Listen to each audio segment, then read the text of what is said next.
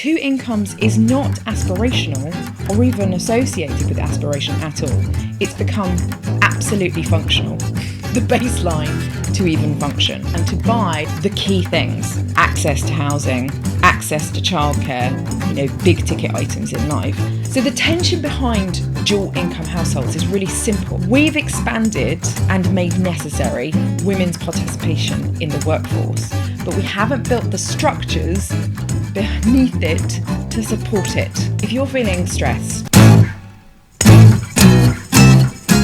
like you have a to-do list that never ends, like you are constantly sort of running behind on errands and book day, there's a reason for that. There's a genuine structural reason for that. So if we want to be really crude, one way of thinking about it, you're working double the amount of time to be half as rich.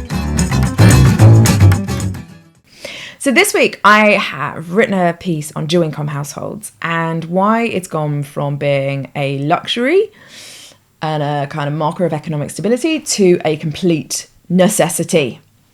Let's get into it.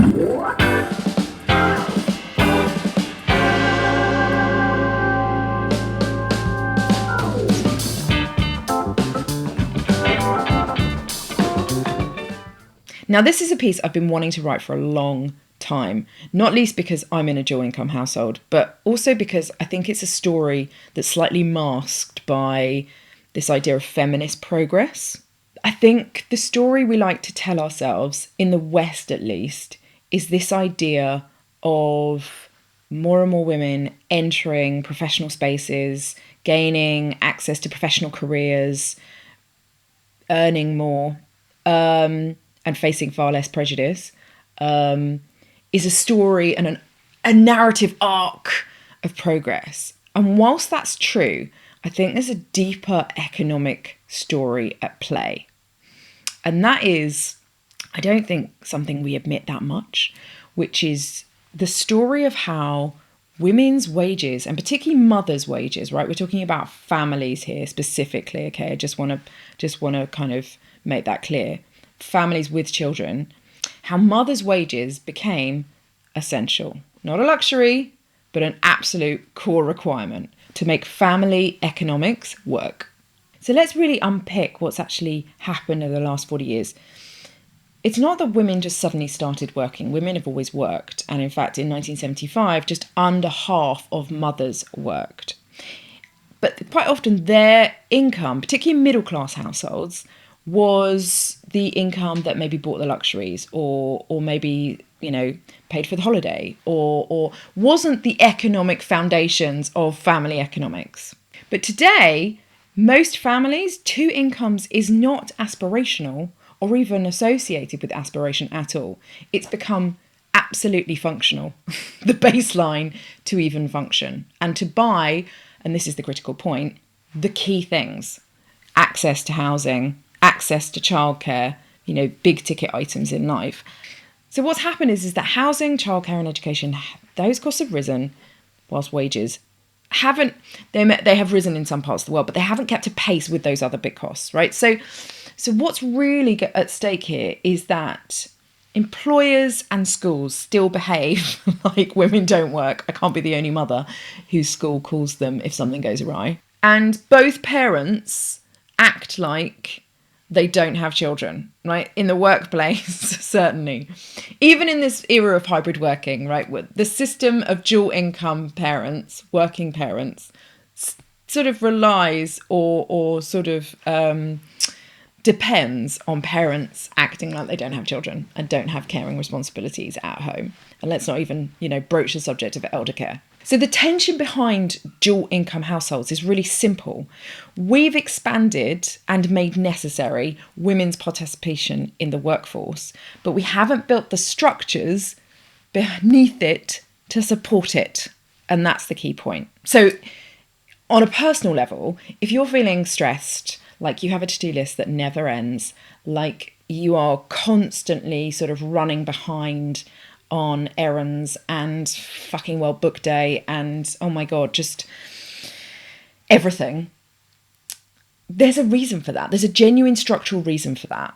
And hopefully this might offer you some comfort. I don't know, certainly it does to me, is this idea of once you realise these things are systematic and not your fault, it makes you feel far more relaxed about a to-do list that never gets done. And it's also something that our parents probably feel quite alien. I mean, my mum certainly thinks I'm a bit bonkers. The speed at which I operate, the things that I do in a day, the multiple sort of, things I'm trying to manage. She does one thing at a time, and she does it well, and she sees it through. I'm managing 10 different things at the same time.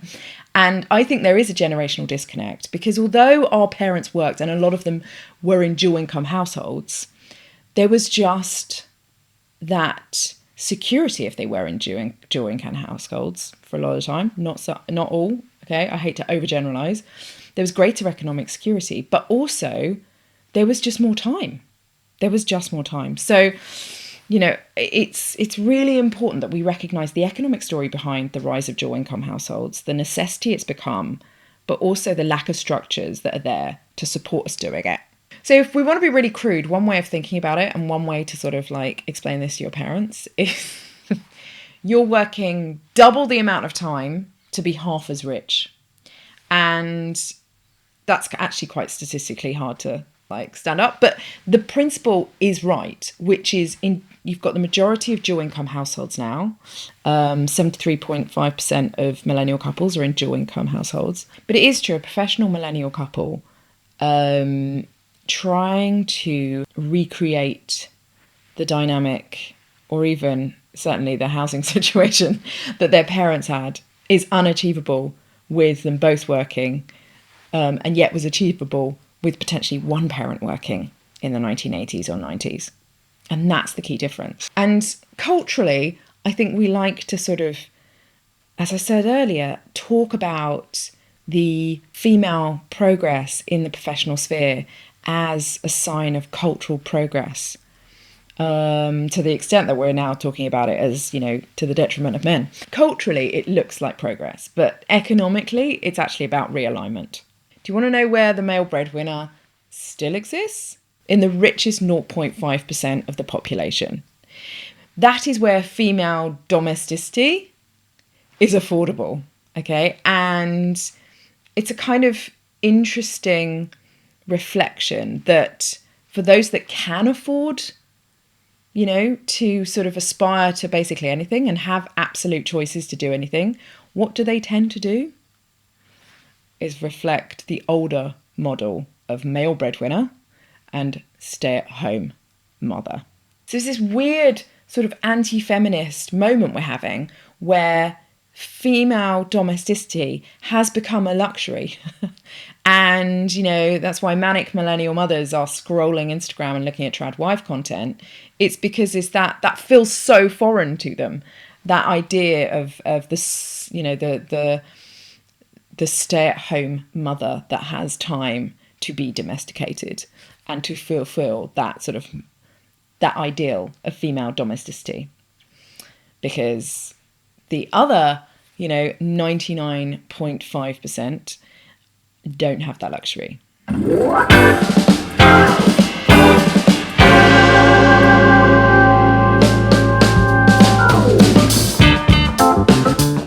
When we talk about dual income, that actually is a bit of a... that requires nuance, right? Because there is a third of families where they're dual income, but the mother, well, often predominantly the mother, is working 0.5 of the time. So she's working part-time whilst the husband is working full-time. And these are known as the 1.5 dual income households, right? 1.5. Maybe this is you. You've made a mathematical calculation on how much time you can work and how much is affordable in terms of childcare. And this is one of the kind of unspoken conversations right now is, of course, many of us, and I was definitely this person when my children were very young, is I wanted to be at home as much as possible, but I also wanted to work. And I had the luxury of managing my time in that sense. I mean, not really, because it was COVID and my business collapsed. But anyway, I digress. There are a number of women now, because of the extortionate costs of childcare, not just in the UK, but in the US and particularly Australia, who have reduced their hours of work in order to afford childcare. Not out of choice, but out of need. I think also it's important to recognise that lower income households face, certainly in the UK at least, face a different distortion here. Because if you're on means tested benefits, the more you work, the more likely your benefits will be eroded. So the calculation there is a second income can actually mean an overall loss of income. And this goes to the nub of it. If whether we're talking about two professional couples, whether we're talking about 1.5 families, or whether we're talking about families on benefits for whom it's economically, basically unviable to be in a dual income household, we present this as a choice. All of these are choices when actually they're not. They're quite often maths calculations over a spreadsheet or, basically trying to work out what is the most cost-effective way of living. But who are we really talking about here? You are more likely to be in a dual income household if you are in the professional class, right? So therefore, two incomes is a class advantage. But also, let's just reflect on female breadwinners. If you are a female breadwinner, I think we have this vision of this kick-ass corporate woman in the city, But the rise of female breadwinners, which is definitely a big trend, isn't this kind of corporate triumph of women gaining greater access to the C-suite. The majority of the story is working class women carrying the ricochets of deindustrialization and the decline of working class male jobs and economic stability. So we frame female breadwinning as liberation, but it's actually economic necessity in regions where there's weakening male unemployment. And it's the same in the US. The biggest rise in female breadwinners is in African American families. What looks like a cultural triumph is actually a deep structural economic problem. But then, of course, some people are not living in dual income households, they're living in triple income households. Enter the bank of mum and dad, adding to households that feel structurally economically fragile and need that support with the big ticket items, be it a deposit for a house or support with childcare. And by the way, I've written about my own dependency on the bank of mum and dad. This is not a criticism here, far from it. It's maddening to think that we're now having to buttress wages with parental support. And I think, many households can only survive with the help of grandma doing 1 or 2 days a week. Many women can only work with grandma doing 1 or 2 days a week. And the fact is that the bank of mum and dad, in many ways, in a myriad of ways, from holidays to houses, is underwriting family life in contemporary society. And this, I think, goes to the heart of all of the sort of things we've been discussing here, is all of this punches a myth in this notion of adult independence, the kind of narrative that we grew up believing in, which is that you kind of, you leave your family, you form a family, you build that economic stability of that family. And it's quite awkward for people in their 30s and 40s to admit that in order to afford and support their own children, they're having their parents help them do that. It feels infantilizing and demoralizing, and it makes people feel like a failure. Now, some people will say to me, but it's always been like that, or look to communities in Asia, they're always thinking multi-generationally. And that's true. That is how societies historically have worked. But you add the complication of more and more women working out of need or out of desire, then that disjoins this whole idea of the multi-generational unit, because the multi-generational unit is based on women caring. And if you don't have the capacity or the time to do that, then I think there's a serious fragmentation in that multi-generational unit. But also, let's reflect on the fact that one of the biggest stories that people, I think, don't realise in the last 20 years is the rising number of lone parents who now work. And that's managing in an economy where it's increasingly dual income households. And this maybe explains why, if you're a lone parent today in the 2020s, you're not only going to be more likely to be in work than previous generations of lone parents, but also you're more likely to be in a multi-generational setup than previous generations of lone parents. Quick fire questions. Is dual income progress? Yes, it is progress, but economically it's become a necessity. Is a solution fewer women working? No, it's now a necessity. It's about the structural cost of the big ticket items in life. That means building more houses. That means dealing with the cost of childcare. That means dealing with the cost of education and sorting out student loans. Okay, will this correct itself? I think that's unclear, because what we're talking about is big structural shifts in the economy that I don't see any big changes in the short term at least. Are we worse off than our parents? This is an interesting one, because I don't think we are. I think what's happened is not that we're worse off than our parents, is that there is that intergenerational gap. And what we were told we would be able to achieve, we aren't achieving as easily. It's still possible, and I write about this in the book. But it's just exposing the complexities of it.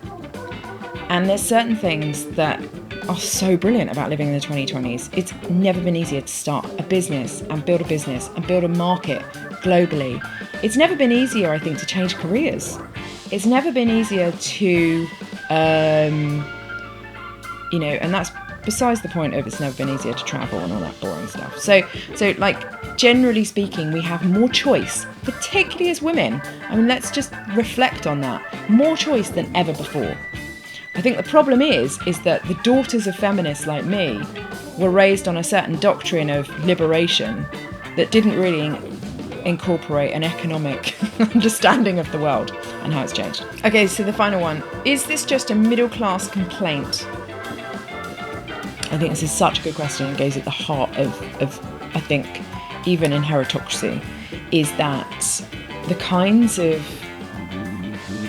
levels of instability and structural difficulties that working class faced in the 1980s and continue to face, if not more so, in the 2020s, is now being felt by the middle class, and it's come as a great shock. And I think this is really what Inheritocracy was about, which was about the squeezing of the middle class between those that have the bank of mum and dad and those that don't.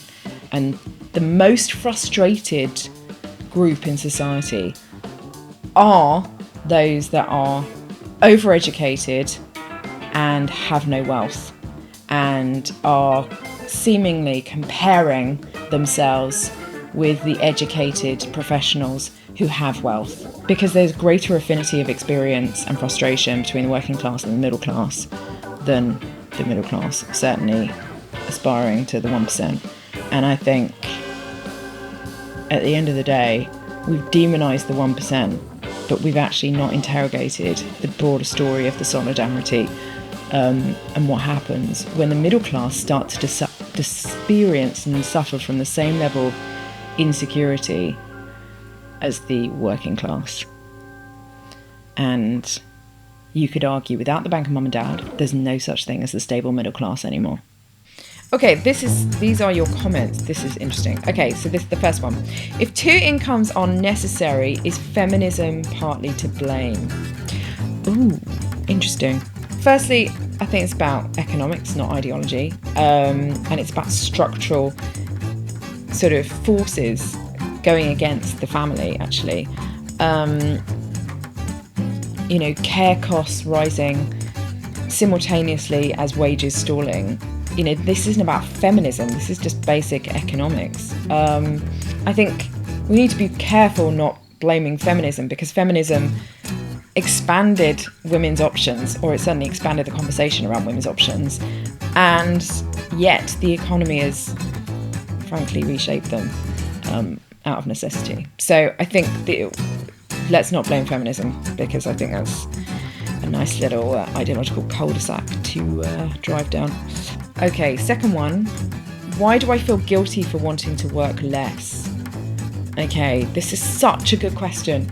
Because I think as mothers, we are living and working in a world where everything is so sped up and fast, and the digitalisation of the workplace means that we rarely get respite for ourselves, let alone time with our children. And because of the way that the economics of parenthood has changed, it's also, parenting feels really sort of structured around activities and quality time, and is never relaxing. But anyway, I digress. What I'm trying to say here is that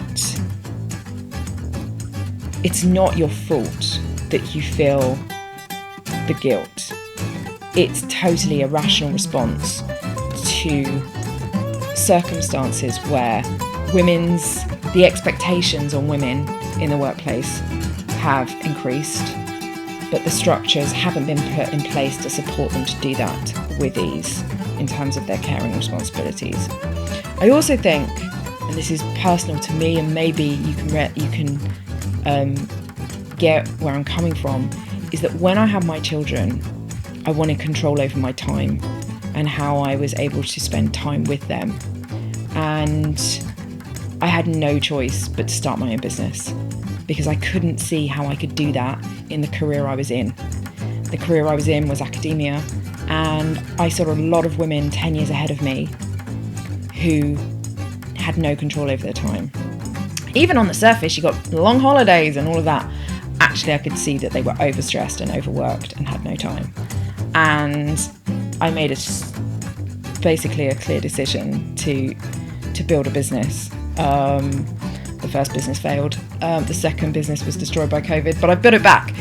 But it's not an easy path, and it takes a huge amount of risk and commitment. And then sometimes I'm writing or doing stuff at 10 p.m. But it also means that I am in control of my time. And I think in many respects, women need to recognise that there's only so much working from home, hybridity, that the corporate professional workplace can actually adjust to. And I think we need to be realistic. If you want that kind of level of autonomy, you choose your career wisely, is what I would say. Okay, are young people just less resilient? Wow, that's a bit harsh. How does that relate to dual income households? Do you know what I think? I hear this, I think the point it's trying to make, he or she is trying to make, I'm not sure, is this idea of try living through the mortgage rate crisis of the 90s, or try living through, the heady days of Thatcher's Britain. And I do understand that as a historian. I do understand that things haven't necessarily got harder or that harder. In many ways, things have got a lot easier. But I do think something that older generations underestimate is I'm going to say two things here. The thing that older generations underestimate is the digitalisation of work and the speed, the productivity, the expectation and the stress that comes with always being on. Older generations can't really understand. I'm sorry. I would say anyone under 60 does, but I would say anyone over 60 does not. And also it's the time at which our working lives has been shaped by that digitalisation as well. Anyway, the second point though is I would say that millennial parents put so much pressure on themselves and have unrealistic expectations and ridiculous expectations on the kind of environments they want to create for their kids. And I'm guilty of this. I'm talking everything from birthday parties to holidays to quality present time with their children. I mean, it's bonkers the way that we try and curate childhood now as this perfect existence. And I think a lot of it is about it being monetized. A lot of it is about potentially social media, but also I think a lot of it is guilt because we spend so much time working. So I think, the generations would be closer together if we kind of sort of change those different perspectives. Okay, is the one income model really gone? I think I've already answered this because it's very much surviving at the top. And I'll give you a classic example of this.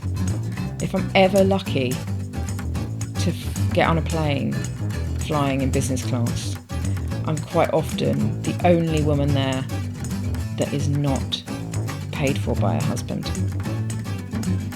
And I think in that anecdote tells that story.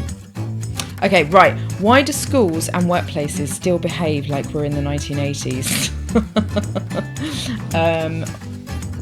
This is, I think, really... I don't get the schools thing. The school as an institution can surely, and it has done, but it's still, I think, sort of slightly way behind, is adjusting to more and more fathers doing more and more sort of, more and more sort of interactions and more responsibilities on the child front. I think it's also that mothers, and this is certainly my experience, I want to be there. I want to be doing stuff. I want to know. I'm a controlling person. Tell me everything. So I think there is a sort of like lack of willingness by women to actually relinquish these things entirely.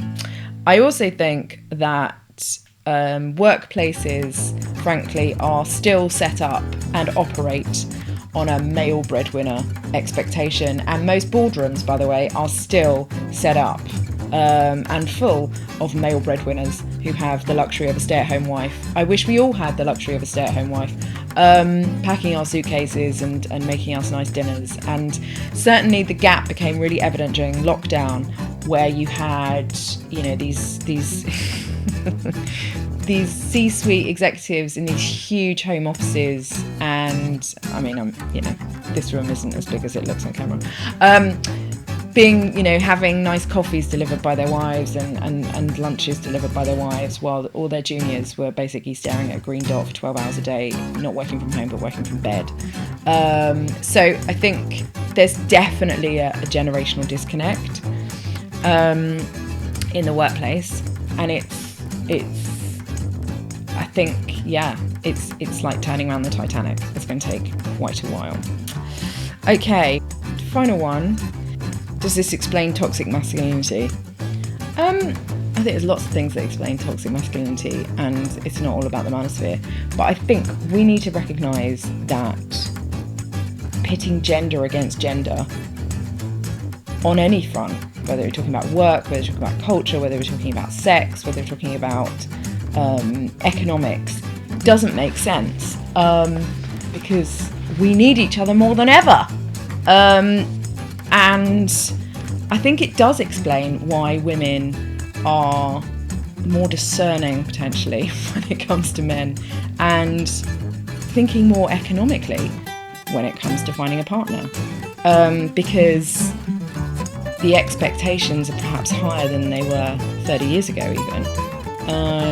And also because they're bringing to the table a certain level of potentially financial commitment and aspiration, and even a bank of mum and dad, and they want it matched at the very least. And that sounds really crude, but I think it's really important that if we're saying that dual income households are no longer offering financial stability, that makes economics more important in a partnership. It inevitably does.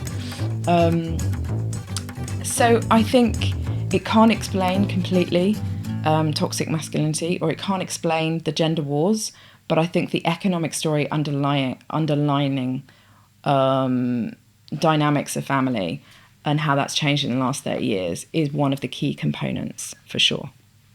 On that depressing note, I'm going to end. And if you love this podcast, if you love this channel, please subscribe. It really helps us get it out there. If you want to find more of my content, go find me on Instagram. If you want to find out more about my business and my work and wealth stuff, go and find me on LinkedIn too. Thank you all for listening and watching, and tune in next week for the next episode of It's All Relative.